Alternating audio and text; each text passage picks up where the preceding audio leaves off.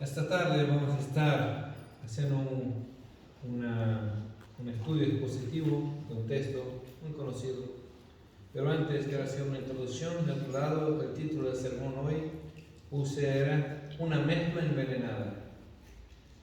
Y quería comenzar con el texto de 2 de Reyes 4, 39, 40. Hablando un poquito de eso.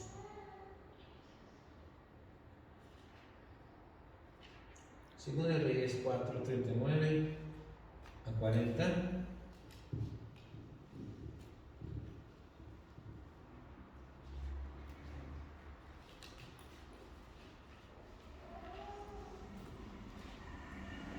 Entonces uno de ellos salió al campo a recoger hierbas y encontró una viña silvestre. De ella recogió de su falda llena de calabaza silvestre y vino, las cortó en pedazos en la olla de potaje, porque no sabía lo que eran, y lo sirvieron para que los hombres comieran. Sucedió que cuando comía el potaje, clamaron y dijeron: oh hombre de Dios, hay muerte en la olla, no pudieron comer. Bueno, después vino Eliseo, hizo el milagro, puso harina y se limpió, sacó la mortandad, el veneno de la olla. Pero aquí quise sacar ese versículo para hablar de una mezcla peligrosa que hubo en ese momento por un descuido de alguien que llevó hacia dentro de la casa un veneno y lo metió dentro de la comida. Y hoy me hizo acordar toda esa historia de la iglesia que está en Apocalipsis, la iglesia de Pérgamo. No sé si el hermano tuvo oportunidad de conocer las ruinas de Pérgamo, pero todas las cartas del Apocalipsis tienen un elogio de parte de Jesús, un reproche y un mandato. Las 7 cartas que hay, las 7 iglesias, todas tienen esa misma característica.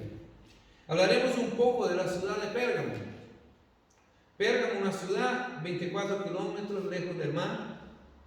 Empezaron a acuñar monedas muy pronto, 420 años antes de Cristo. Fue una ciudad que mucho tiempo antes de Cristo pues ya tenía una economía sostenible en aquel lugar. Tenía una biblioteca con 2000 volúmenes, 2000 libros. La palabra pergamino viene de esa ciudad. Pérgamo, los pergaminos vienen de allí.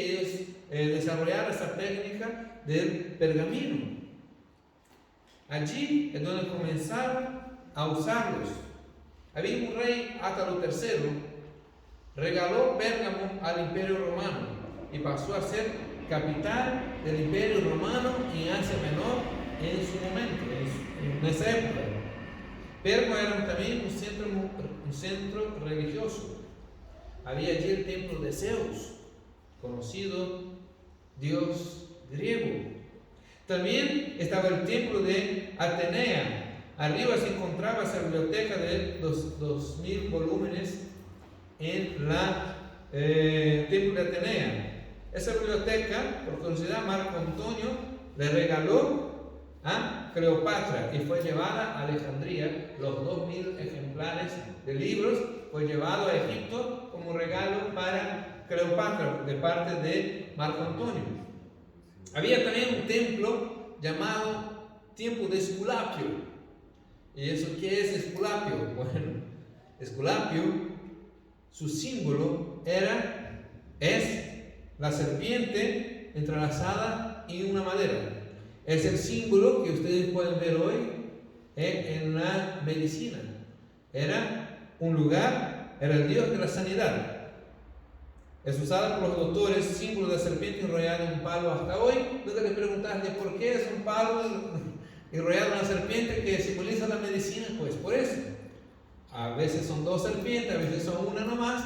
Es por el templo de Esculapio que allí tenía una gran escuela de medicina y también un hospital donde toda Asia Menor acudía para llegar a esa ciudad. Además tenía un templo del culto imperial. La palabra Pérgamo significa matrimonio o unión o perga significa desagradable. Era una unión desagradable, significaba la palabra Pérgamo, o sea, matrimonio desagradable. Esta iglesia estaba siendo infiel a Dios y permitiendo que el mundo se metiera en la iglesia. ¿Por qué la iglesia de Pérgamo tiene importancia para nosotros el día de hoy? Pues vamos a ver la historia de una iglesia que se acomodó a la sociedad actual que vivía. ¿Cuáles fueron los resultados? Apocalipsis 2, de 2 a 17. Por favor, vamos a estar meditando. Apocalipsis 2, de 12 a 17.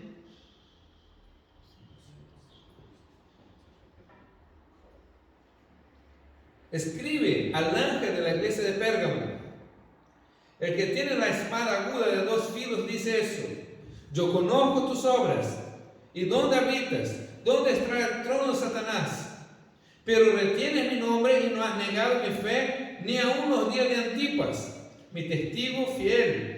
Fue muerto entre vosotros donde habita Satanás.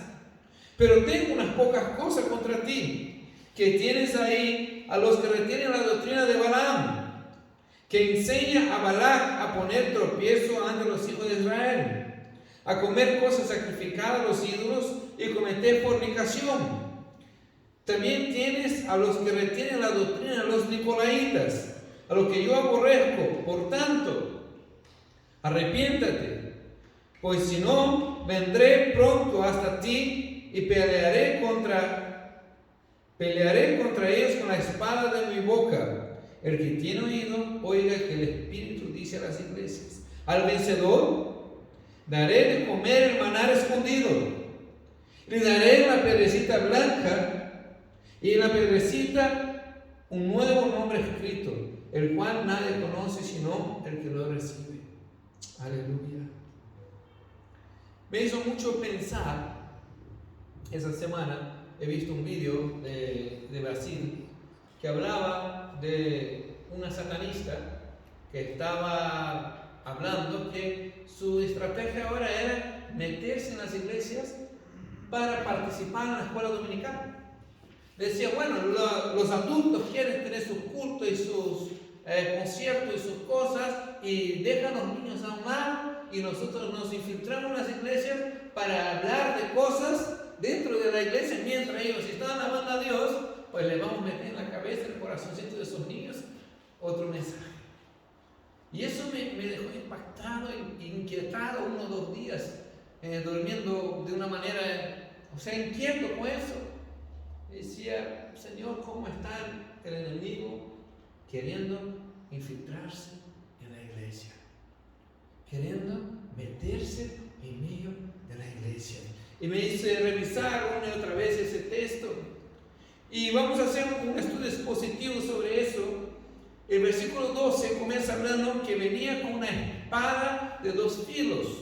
Hebreos 4:12 dice que la palabra de Dios es viva, eficaz, más cortante que toda espada de 2 filos, que penetra hasta partir el alma y el espíritu, la coyuntura, los tuétanos, y discierne los pensamientos y las intenciones del corazón. Perdón. Jesús viene a traer la palabra a una ciudad idólatra, una ciudad llena de adoración a otros dioses. Y tú puedes estar pensando, pero si yo no soy idólatra, ya no adoro a otros dioses. Pero ¿cuántas veces tenemos ídolos en nuestro corazón? ¿Cuántas veces ponemos nuestra confianza no en Dios, sino en otras cosas que no es Dios? Y necesitamos esa palabra de Dios. Espada aguda que penetra hasta el profundo del corazón. Qué bueno cuando, hermano, abrimos una palabra de Dios y ese versículo parece que se salga en nuestra vida y entra en nuestro corazón y comienza a cambiar nuestra manera de ver las cosas, de entender las cosas.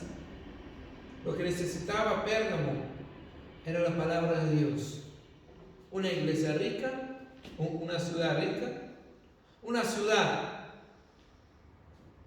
puedes decir, de alto nivel universitario, tenía una sociedad con mucho conocimiento académico, rica, de importancia. Cuando el rey regaló a Roma, pasar a tener el pasaporte de Roma, pasar a ser ciudadano romano. Ese pasaporte podía ir por todos los lados, no le cerraban las puertas.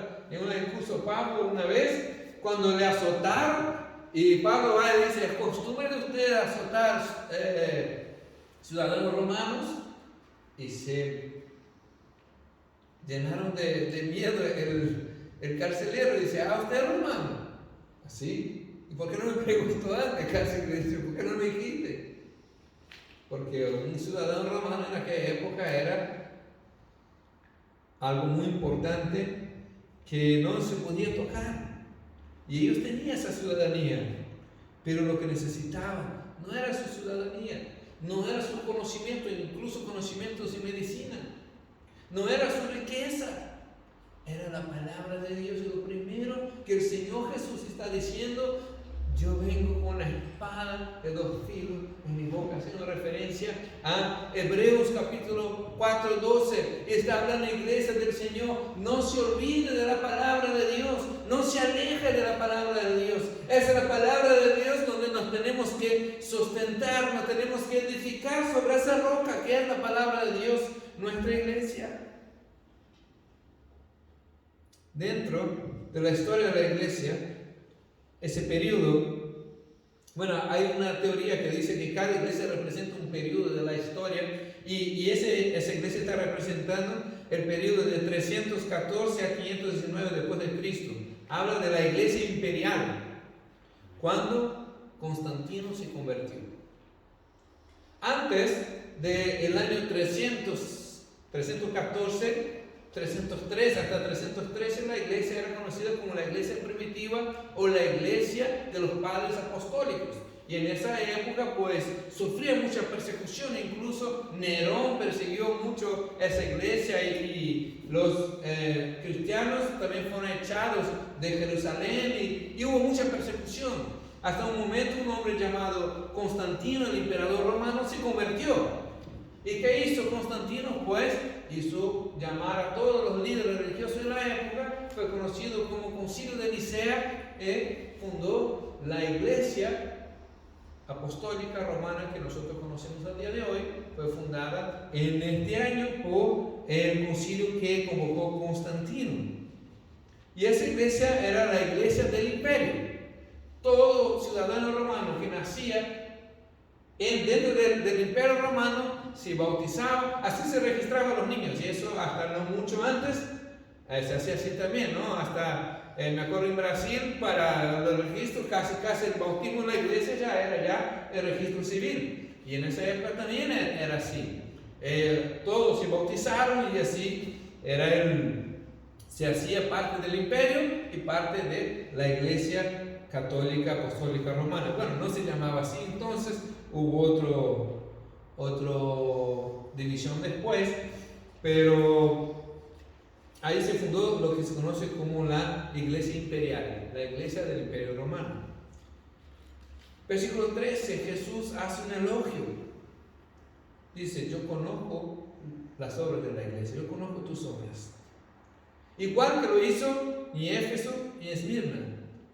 Dijo: yo conozco tus obras, yo sé lo que está pasando, sé lo que vives. Y lo que quiero decirte, hermanos amados, es que el Señor no es indiferente a las cosas que tú estás viviendo. Jesús te está diciendo esta tarde: yo conozco tus obras, sé lo que haces bien o lo que haces mal. Y aquí más adelante vamos a ver los reproches que hacen, las cosas que hicieron bien. Pero primero Jesús comienza diciendo: yo te conozco a ti, sé que tienes un corazón que quiere servirme, sé que has entregado su vida. Pero después vienen los pero esas cosas tienen que arreglar. Y la vida con el Señor avanzamos años tras años, y siempre es así. El Señor nos va revelando cosas de nuestro corazón, de nuestro carácter, que tenemos que ir cambiando. Pero el Señor conoce nuestras obras. Como ya hablamos, Jesús todo lo sabe, pero también conoce dónde moras. ¿Sabe? Jesús sabe tu dirección. Jesús sabe tu dirección. Qué importante saber que Jesús sabe dónde tú vives. Él no se va a equivocar, no va a entrar en la casa del vecino. Cuando te va a visitar, vaya a tu casa. Él sabe dónde tú vives, sabe dónde tú moras. Jesús sabe la idolatría de tu ciudad. Jesús sabe las cosas que está viviendo. Que allí, si no sabías, una vez daba clase a la niña Eric y dije, si no sabías dónde era la dirección de Satanás, pues la Biblia aquí te lo menciona, dónde vivía Satanás, dónde mora Satanás. Bueno, Satanás moraba en Pérgamo en esa época, no sé dónde vive ahora, pero en esa época vivía allí en Pérgamo. Satanás, y es interesante porque Satanás no vive en el infierno. Cuando el libro de Job dice, Jesús le llama a su presencia, Dios le llama a su presencia y se presenta y dice, ¿de dónde viene? Él dice, de rodear la tierra. Satanás es un ángel que cayó, descendió, está en la tierra. Jesús dijo, yo te he visto caer. Y cayó y está aquí en la tierra. Así que no sé qué cara tendrá hoy en día o dónde vive, se sigue viviendo en Turquía, no lo sé, pero allí anda rodeando la tierra. Y en ese momento Jesús afirma, allí donde mora Satanás. Mora Satanás. Y otra cosa que habla de que la iglesia de Pérgamo retenía el nombre de Cristo. Qué linda canción que cantamos aquí antes, que hablaba de Cristo. Cristo es todo. Si te tengo a ti, lo tengo todo. La iglesia del Señor tiene que mantener ese nombre. Ese nombre. Cristo Jesús. Hoy en día la iglesia habla de tantas cosas y se olvida hablar de la cruz de Cristo. Hoy a la mañana pues estaba repasando con mi esposa la clase que iba a dar a los preadolescentes y tenía varios elementos y tal y tenía que organizar entre cosas del Antiguo Testamento, cosas del Nuevo. Pero cuando pusimos el ojo sobre la cruz, que tenía una cruz allí, y dije, eso es, la cruz es el centro del mensaje de la Biblia. Todo lo que existió antes de la cruz y todo lo que vino después de la cruz es el punto máximo allí de la historia de la reconciliación del hombre con Dios. ¿Por qué fue necesario reconciliarnos? Porque Cristo Jesús vino a ese mundo, el Hijo de Dios vino a ese mundo, se entregó por nosotros en una cruz y nos pudo reconciliar con Dios una vez más. El nombre de Dios tiene que ser retenido, el nombre de Cristo retenido en medio nuestro. Y guardaba el nombre de Jesús y no se había apartado de la fe ni en el día de Antipas. Dice, ¿quién es el tal de Antipas?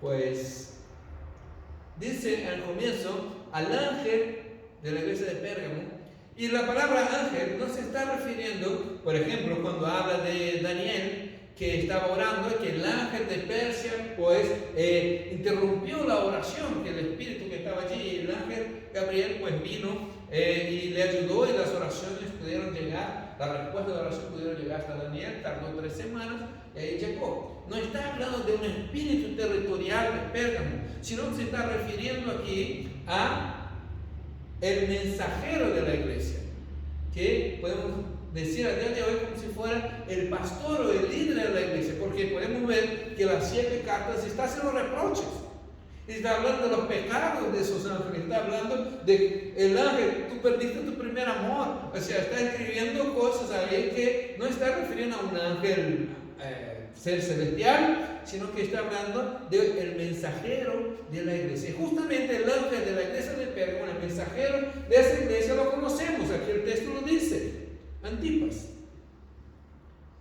Antipas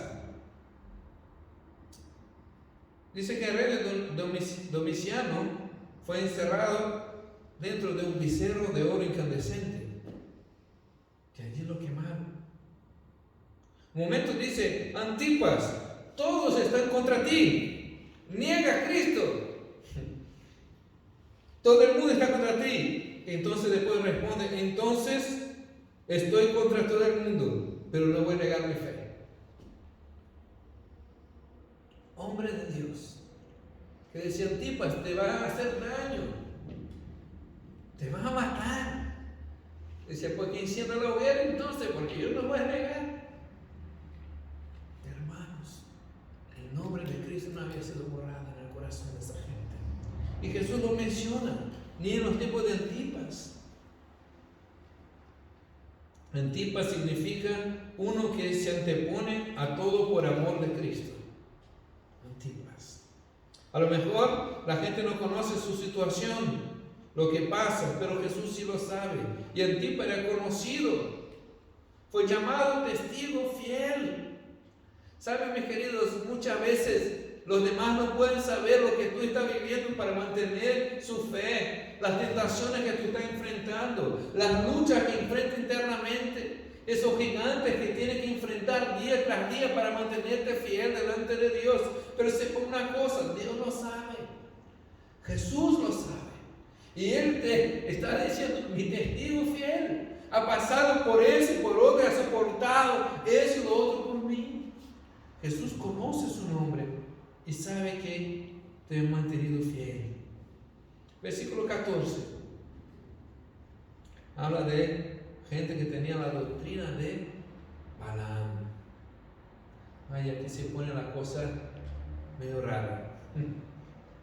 Retenía el nombre de Jesús, sí, pero aquí comienza Jesús a hablar las cosas que tiene que corregir, las cosas que tiene que cambiar. Como iglesia, por supuesto, tenemos cosas que acertamos, y gloria a Dios por Él, y las cosas buenas que hicimos es mérito de Dios y ya está. Pero hay cosas que hay que mejorar, y el Señor Jesús viene hablando, ¿no? Ahora vamos a celebrar 9 años y seguramente que cometimos errores y seguramente que acertamos en algunas cosas. Así que cuando Dios nos viene a corregir, es mejor que abramos el corazón y dejarse corregido por el Señor.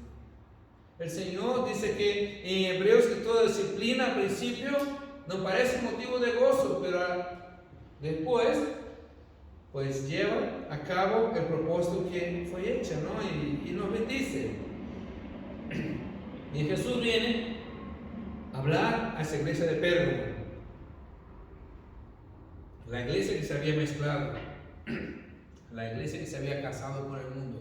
Y aquí tienen las cosas que va a desarrollar, los reproches. Gente que detenía esas doctrinas de Balaam. Versículo 14. ¿Quién fue Balaam? Balaam fue uno de los personajes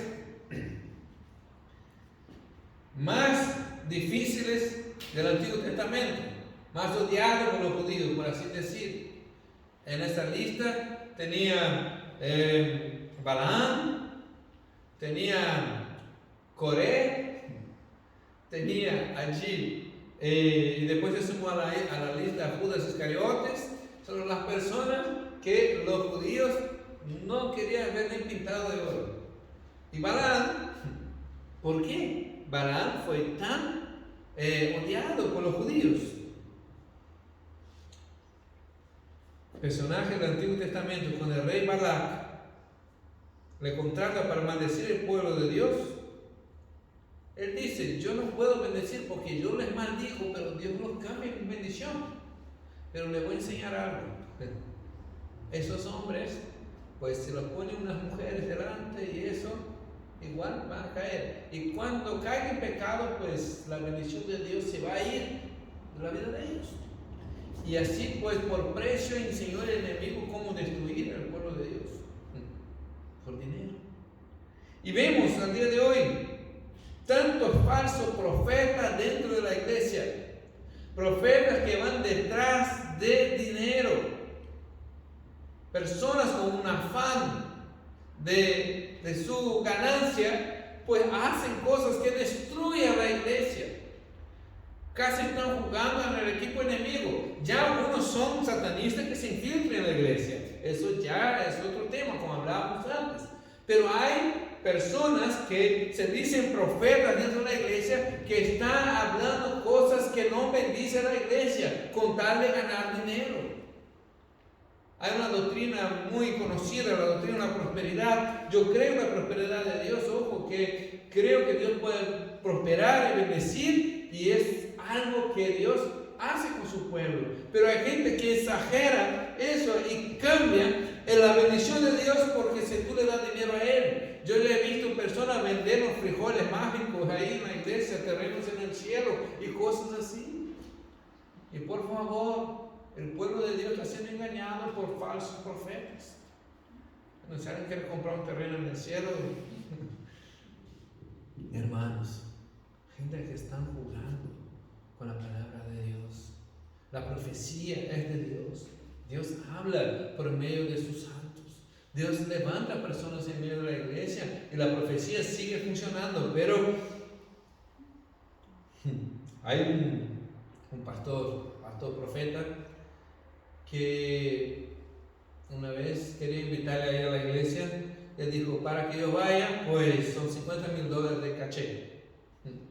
Y yo pensé, menos mal que profeta de Dios y viene a profetizar, ¿no? Y eso se transformó muchas veces. Ni hablar de músicos cristianos, y bueno, no quiero entrar en una pelea interminable allí con relación a eso. Los dones de Dios se dan gratuitamente, hermanos. La gracia de Dios es gratis. Tenía falsos profetas dentro de la iglesia, profetas que se venden por dinero. ¿Cuántas iglesias se han aflojado su doctrina para acoger la subvención del Estado?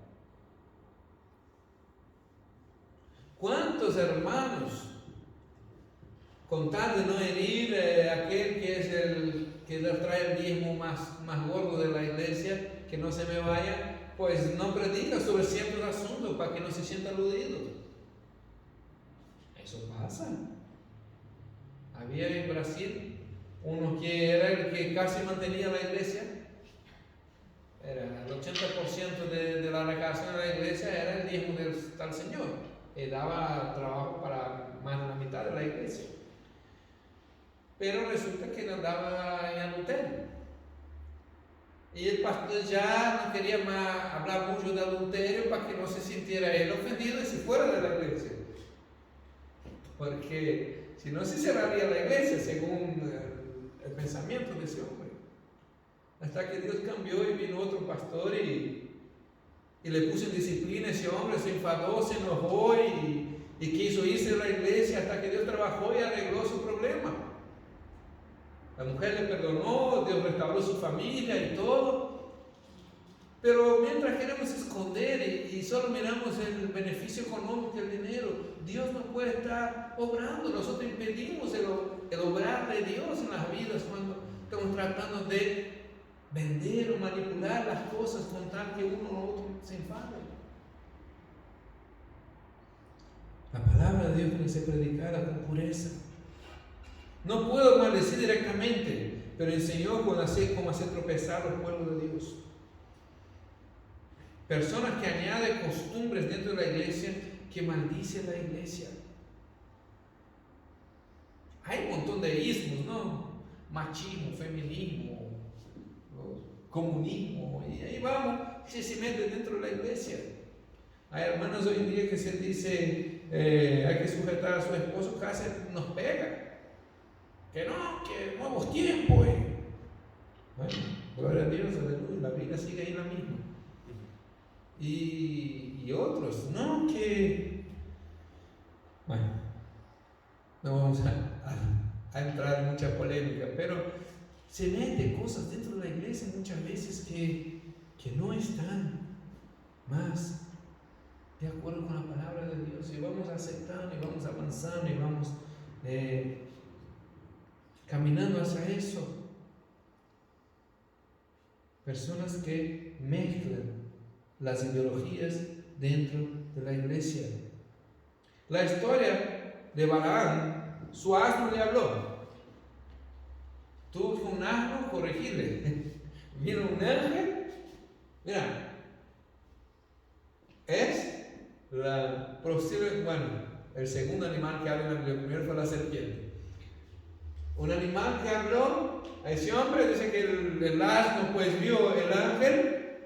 Él le golpea, enfadado, el asno se para y el asno dice, ¿por qué me golpea? Como dice, ¿qué culpa tengo yo de lo que está haciendo, no? se pone a discutir con el asno, y lo interesante de la historia es que el asno ganó la discusión. Imagínense cómo estaba de equivocado el hombre, que la discusión con el asno le gana, todavía le tiene más razón que él. Personas empecinadas en terquedad y hacer daño a la iglesia. Pero también sigue el texto y habla de Nicolaitas. ¿Y quiénes son el tal de Nicolaitas? Los hijos de Nicolás. No tiene nada que ver con Navidad. Así que los Nicolaitas habla de personas que están por encima del pueblo como un clero superior. Comenzaron a hacer capas en la congregación. Comenzaron a hacer, esas son las personas especiales que ustedes tienen que acercarse a ellos y besarles la mano y que te va a dar la bendición, te va a echar algo encima y tal. Y ahí comenzó a crear el clero, la casta superior dentro de la iglesia. Sí, Dios siempre escogió trabajar con pastores, apóstoles, evangelistas, maestros y profetas. Así fueron los 5 ministerios que Dios estableció. Pero allí ellos ya predicaban que no, nosotros somos intercesores entre Dios y ustedes. Nosotros somos aquellos que te representan delante de Dios, y si no hablan conmigo, no pueden salvarse. Y comenzó a tener una separación entre la iglesia y Dios, y tenían que pasar por algunos santos ungidos, que eran los que eran tocados por Dios, o así se decía a ellos, ¿no? Hermano, la palabra de Dios dice que solo hay una intercesión entre Dios y los hombres, y eso es Jesucristo. El único que te puede interceder entre Dios y tú es Jesucristo. Nosotros los pastores estamos para guiarlos, para bendecirlos, pero también estamos caminando junto con ustedes y vamos directamente a Dios de la misma manera que ustedes. Nos arrepentimos delante de Dios y Dios, pues Jesucristo nos intercede, nos guía a Dios igualmente que ustedes. No hay personas elevadas y superiores en nuestra congregación. Todos estamos en la misma condición, pecadores perdonados por la gracia de Dios y salvados por la fe. Eso es lo que es la iglesia de Dios. Pero hay como gusta a algunos pastores ser. Aquí yo ya he visto un pastor entrar, está en Harley Davidson dentro de la iglesia. Llega hay uno que compró unas patinetas esas eléctricas que va pasando por los pasillos y va haciendo así, y la gente cayendo. Y les gusta ser los santos que va volando por las nubes, yo qué sé.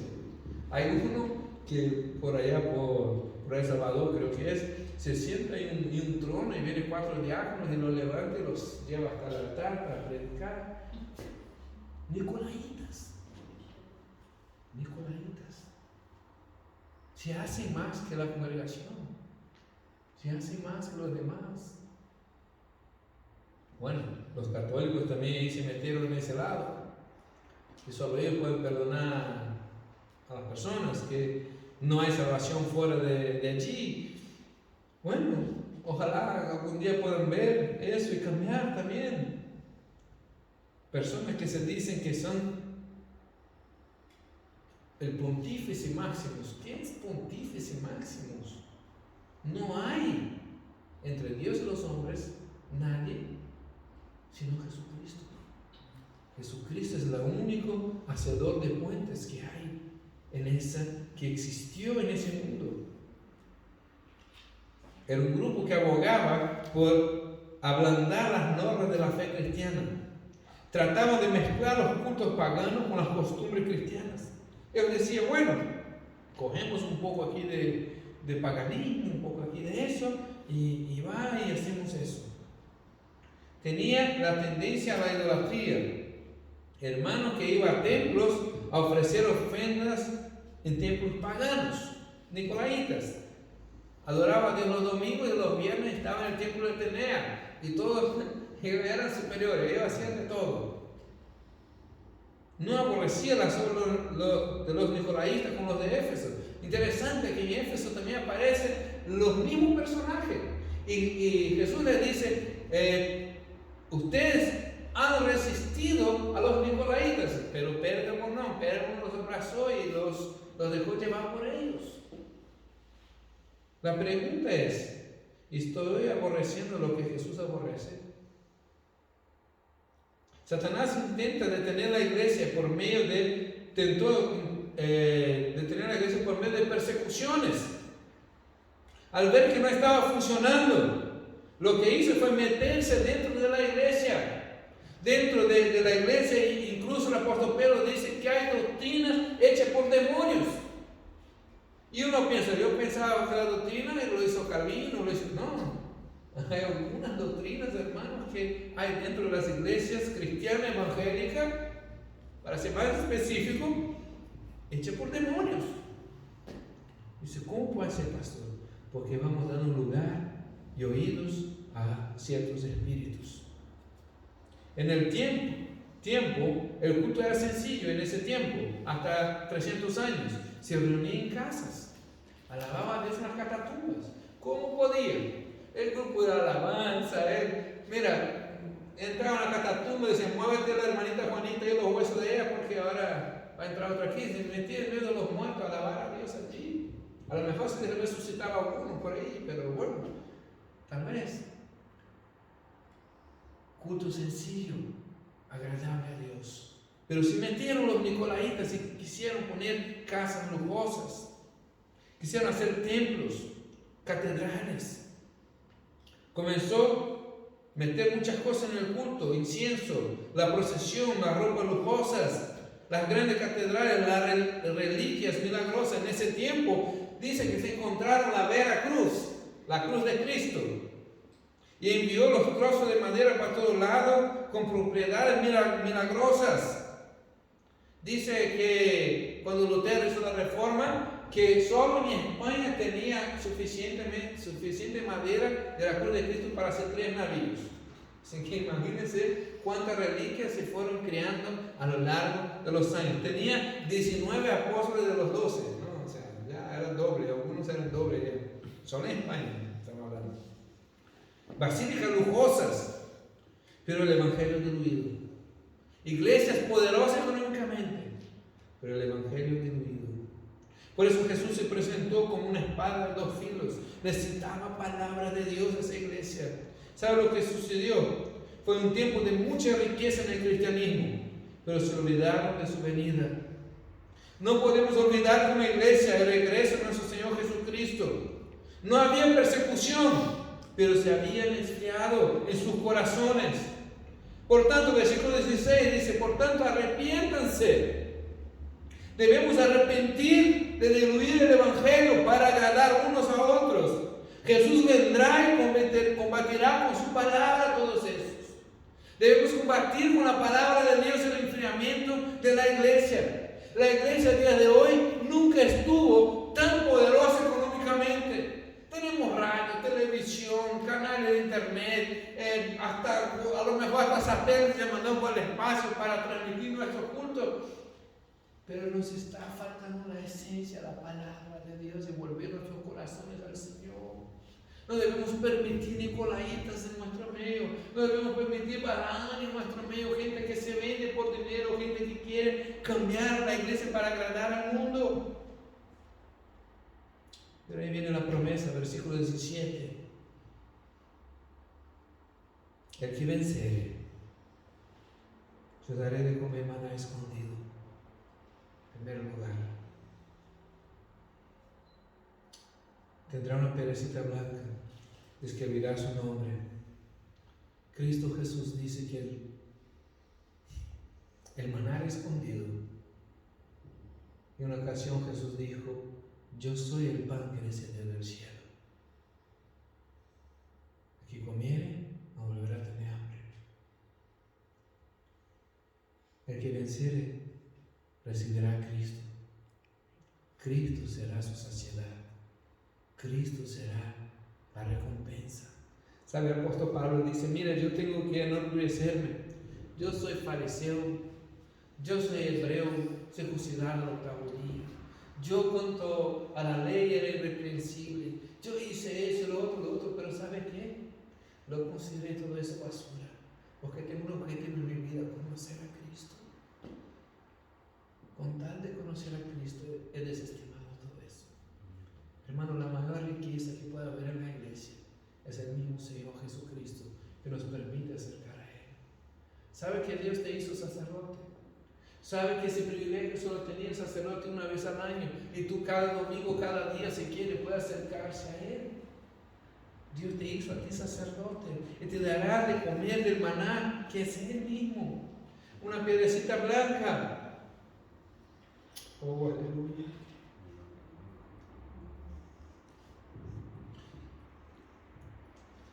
Dice que en los juicios entonces la sentencia era dada en 2 piedras. Si eras inocente, pues te daba una piedra blanca, y si eras culpado, te daba una piedra negra escrita su nombre, y de ahí pues se ejecutaría su sentencia. Te arrastraría un soldado con una piedra negra en la mano, o te daría una piedra blanca y diría, eres inocente. ¿Qué Jesús está diciendo? Yo soy el que te da la piedra blanca. Yo soy el que te perdona. Yo soy el que va a escribir su nombre allí. El que venciere, yo daré esa piedrecita blanca. Y dice, te daré un nombre nuevo. ¿Sabe? Me llamó mucho la atención cuando Jesús conoció a Simón y dijo, no será más Simón, ahora te llamarás Pedro. Así como de una, usted cambia el nombre ya. La intimidad que tenía Jesús hasta de cambiar el nombre de la persona. ¿Sabe que cuando nació mi hija pasó algo interesante? Que no pude poner el apellido de mi padre ni mi hija en el pasaporte español. Tuve que poner el apellido de mi madre. Y me enfadé muchísimo por eso. Porque es el apellido de mi abuelo. Y mi abuelo, pues, fue un hombre malo. Y yo decía, yo no quiero seguir que mis hijas tengan el nombre de él porque él era malo. Y mi esposa me habló y dice, mira, el Señor da la oportunidad que ese apellido se cambie. Puedes hacer diferente. Puedes hacer las cosas de otra manera. Y eso veo que Dios nos da la posibilidad de cambiar un nombre nuevo. A borrar las cosas que quedó para atrás y hacer las cosas de otra manera. Dios te da una piedra blanca. Para concluir, no necesitas tener otro compromiso sino con la palabra de Dios y con Jesús. No permita que el mundo se meta dentro de la iglesia. Debemos mantener la palabra de Dios en un lugar especial en nuestras vidas. Tenía un pasaporte bueno, pasaporte romano, les abrió las puertas de todos lados. Tenía una cultura avanzada. Vivía en una sociedad que se presumía de ser personas adineradas y cultas. Cualquier semejanza con la realidad que ustedes viven es casualidad. Pasaporte bueno, sociedad adinerada, personas cultas. Pero aún así la palabra de Dios es la única guía que debemos tener. La guía moral de nuestra vida. No debemos suavizar el Evangelio para agradar a nadie. No necesitamos personas de doctrina de Balaam que se vende, nicolaíta que se cree mejor que los demás y añade cosas al culto. Necesitamos volver a las cenas antiguas, a un culto verdadero y en espíritu y verdad. El Señor está buscando verdaderos adoradores que le adoran en espíritu y verdad. Dios nos quiere dar esa piedrecita blanca, decir, eres libre, eres perdonada, ahora ven delante de mí, alábame. Gloríate, gózate delante de mí, porque yo soy el que te dio esa piedra blanca. Él es quien nos ve justo, nos ve como justo y escribe nuestro nombre allí. Volvamos el corazón a la pureza del Evangelio, la búsqueda de Dios, intimidad con el Señor, sea lo que Dios esté hablando en nuestro corazón el día de hoy.